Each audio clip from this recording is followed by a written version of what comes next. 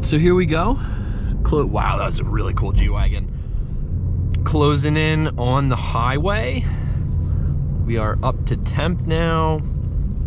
And yeah, let's just go for a spin, huh? I will be very careful not to break traction. And let's make sure that we've got it in the mode that we want. So we've got Sport, My Mode, Sport Plus, Track. No track. I think I want Sport Plus because I still want traction control. But yeah, all right, let's go for it.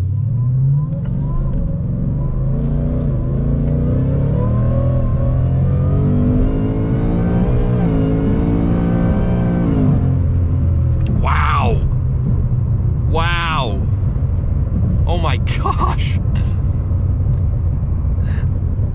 So the rear end got a little loose there, interestingly enough, but the traction control kicked in perfectly and really didn't didn't make me too scared. But it's interesting because I've driven a few Mustangs, all this gen, all either 2020s. I think I drove a 19 as well.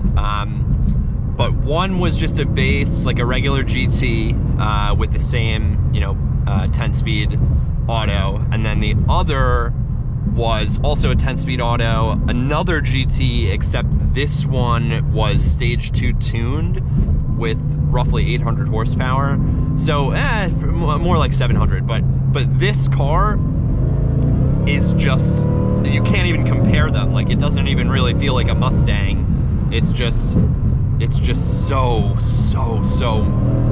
oh, it is just so fast.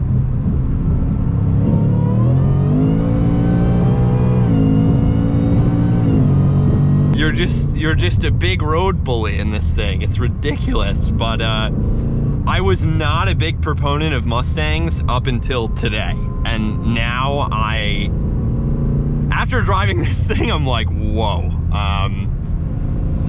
This is something that people don't really talk about when they talk about Mustangs. So, don't get me wrong, if you've got an EcoBoost with racing stripes that you drive like a hooligan, I don't support you. I'm surprised at how quickly this engine revs, actually, because I was gonna say it's, a little bit slower revving, kind of lunkier V8, but honestly, it's sharp as can be. It's just not turbocharged power. It's still forced induction, so you get kind of that forced induction kick in the back feel like you do out of turbos, but it's much different than what you get in the GTR for sure.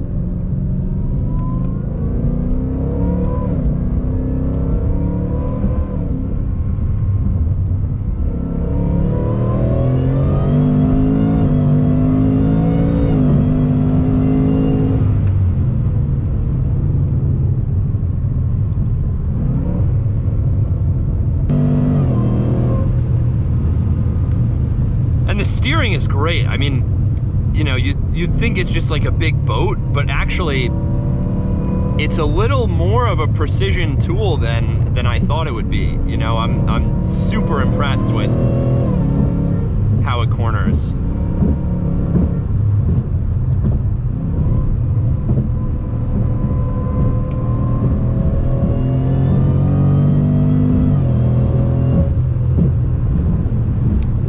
Actually,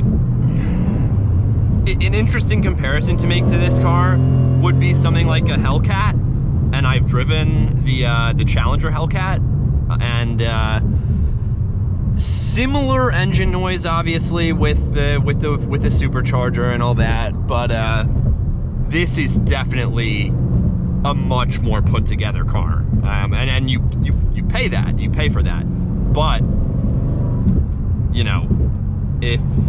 if you just want power, the Hellcat is nice because it's a little cheaper, but in the corners, it is not even comparable, the competency of the Hellcat versus this thing.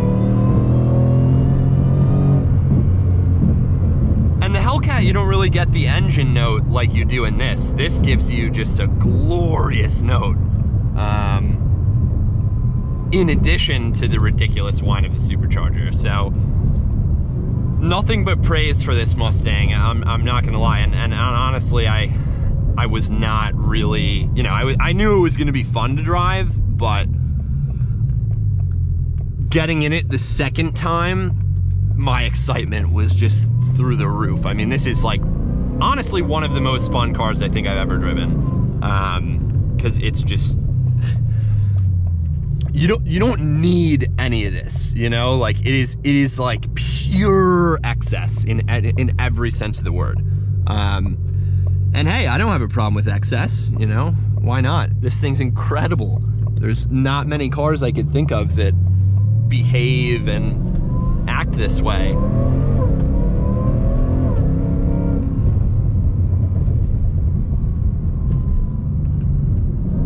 It's hard to get sick of that engine note too.